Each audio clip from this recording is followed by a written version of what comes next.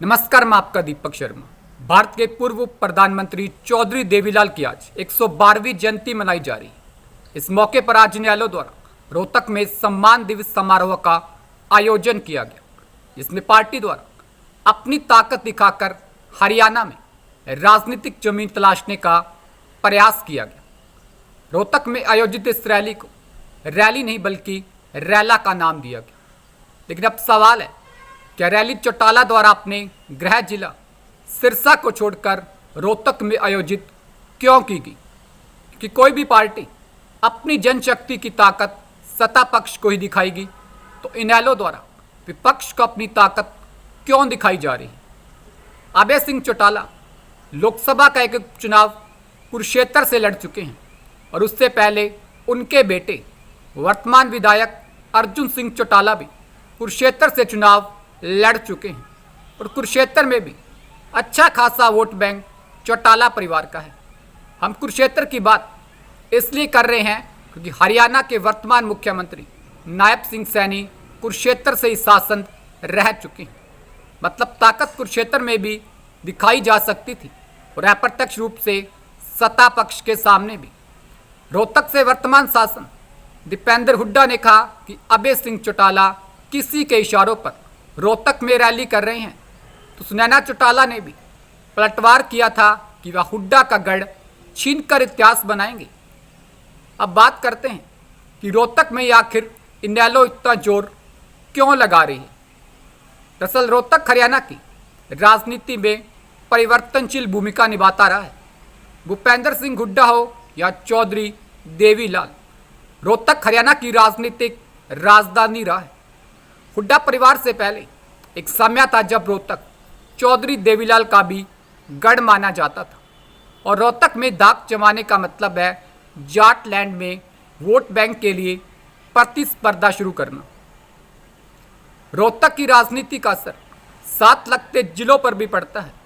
भी बात करें इनेलो की रोहतक रैली की, तो न केवल भारत के उप प्रधानमंत्री चौधरी देवीलाल की जयंती तक सीमित रही, बल्कि हरियाणा में इनेलो की पुनर्स्थापना की एक बड़ी कोशिश भी मानी जा सकती है।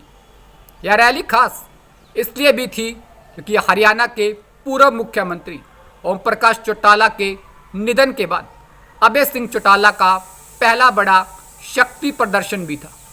इनेलो नेता पिछले महीनों में प्रदेश भर का दौरा कर चुके हैं। जाटलैंड की इस धरती पर पैर जमाकर इंडियन नेशनल लोकदल हरियाणा में आगामी समय में अपने भविष्य के राजनीतिक दरवाजे खोल सकता है। 2019 में इनेलो में फूट पड़ी और इसका असर ऐसा रहा कि 2019 और 2024 के विधानसभा चुनाव में इनेलो उम्मीद के मुताबिक प्रदर्शन नहीं कर सकी। रोहतक की अपनी रैली में अभय सिंह चौटाला द्वारा जन नायक जनता पार्टी पर भी निशाना साधा गया। शराब घोटाला, रजिस्ट्री घोटाले की बात की गई और कांग्रेस के बीजेपी की बी टीम के रूप में काम करने की भी बात कही गई।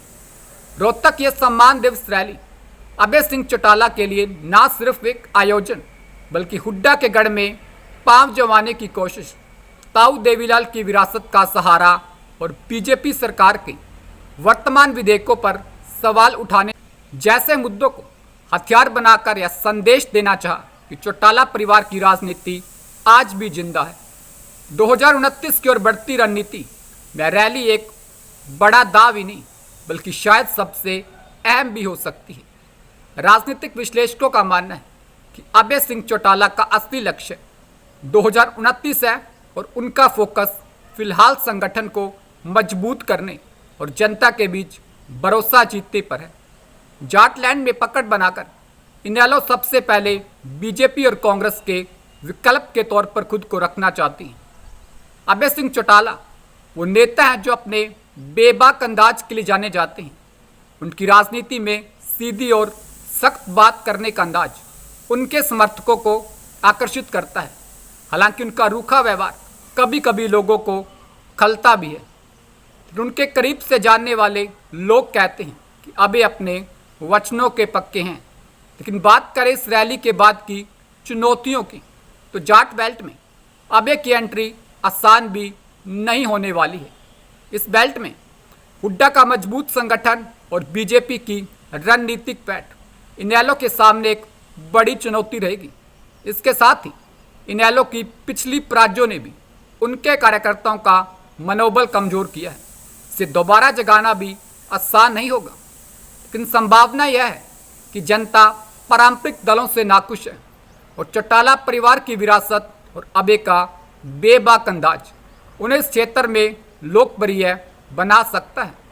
लेकिन जरूरत है शब्दों के संयम के साथ जन नेता बनने की, किसानों के मसीहा बनने की और राइट टू रिकॉल जैसे मुद्दों को जनता के बीच मुखरता से लाने की।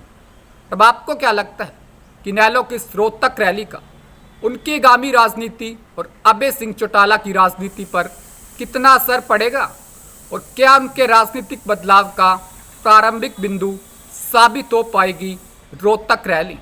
नमस्कार, उम्मीद करते हैं वीडियो अच्छी लगी होगी। वीडियो को लाइक कीजिए, शेयर कीजिए, चैनल को सब्सक्राइब कीजिए। धन्यवाद।